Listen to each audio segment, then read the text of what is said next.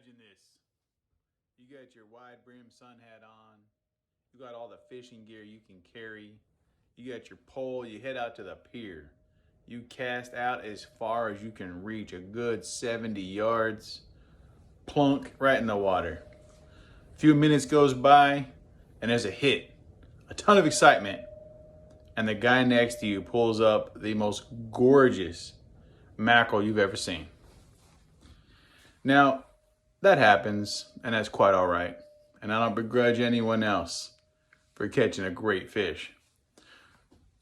My problem with it is what happened afterwards. He pulled the fish up and it had swallowed the hook, something that happens from time to time. Now, what a responsible fisherman would do is not what this man did. This man literally wrapped the line around his hand and with all of his might yanked that hook out of there. It literally ripped up the insides of the fish. Now, this primarily wouldn't be a big deal if you were about to terminate that fish and then put it on ice. That's not what this man did. What this man did was throw it back in the water. And I said, hey, pal, why did you rip out the insides of that fish and throw it back?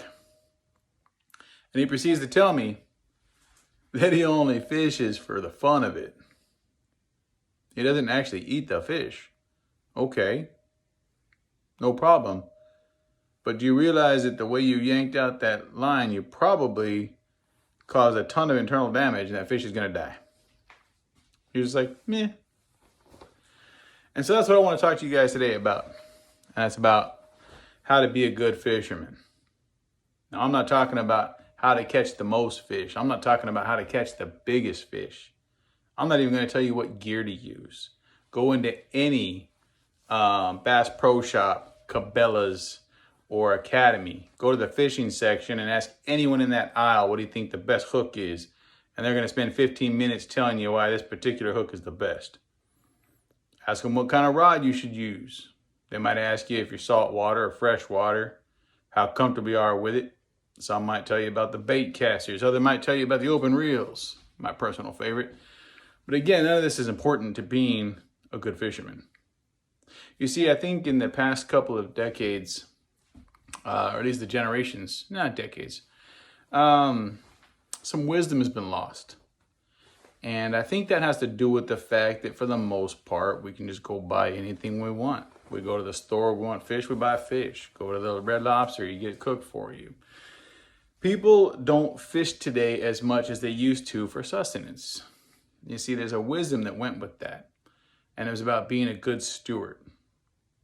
And so there's three things I think we should discuss. Old wisdom that I think is being lost. And I want to share these with you so that if you ever decide to go fishing or know people that do, you can share this with them. And hopefully they'll be better fishermen. So what do I mean by that? Well, I mean, in these things I'm discussing is that one, we never take more than we intend to use. Two, it may be a fish, but like with any living animal, there's no reason to be cruel for no reason, right?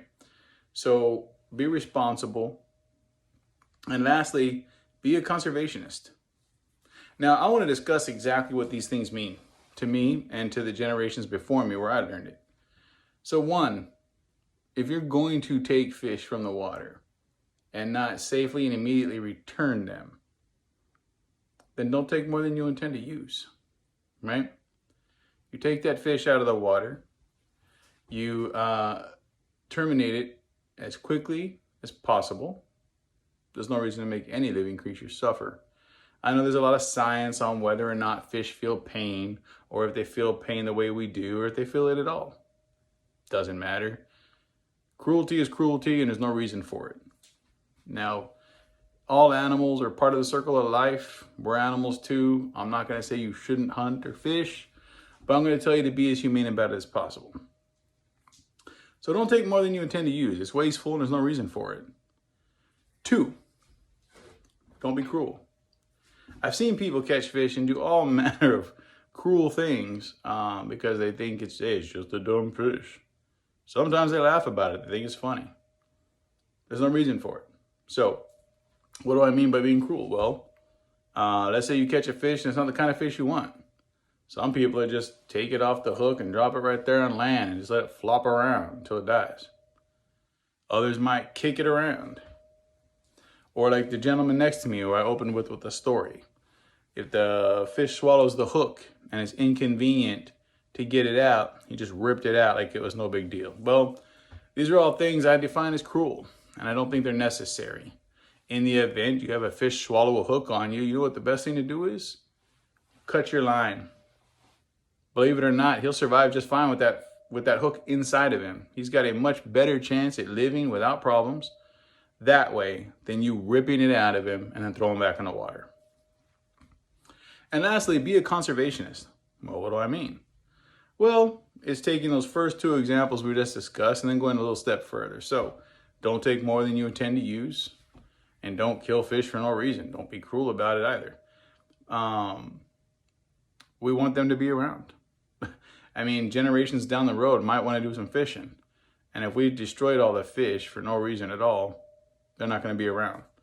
See, good hunters and good fishermen alike know about conservation. You never take more than's necessary. And if there's ever a time when the fish species isn't doing so well, which hasn't been a problem locally, you would cut back, or maybe not even go at all that season. So what? You enjoy fishing. It'll be there next year if we all pay attention to it and we do the things right. Being a conservationist also means don't litter. Like, so many people just throw their junk in the water. And fishermen and non-fishermen alike, you know, party goers at the beach, people driving by on the overpass, throwing stuff out the window. All these things get into our water systems, and it does terrible things to the ecology, which of course does terrible things to the fish population. So be a conservationist. So in short, I hope what you get from this and these ideals that I'm sharing with you about being a good fisherman relate to the concept of being a fisherman more than how many fish you catch or that you caught the biggest one. So remember, don't take more than you need, guys. There's no reason to take 20 fish if you're only going to go home and eat 2 and throw the rest away. It's just not a good practice. 2, there's no reason to be cruel. Be responsible. Take your hooks out cleanly. If the fish has swallowed it or it's foul hooked, cut it out or cut the line and let the fish be on its way. Don't keep them out of the water for a long time so you can take a bunch of pictures.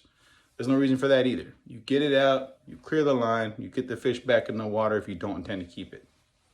And then lastly, of course, you know, being a good conservationist. Don't litter the grounds.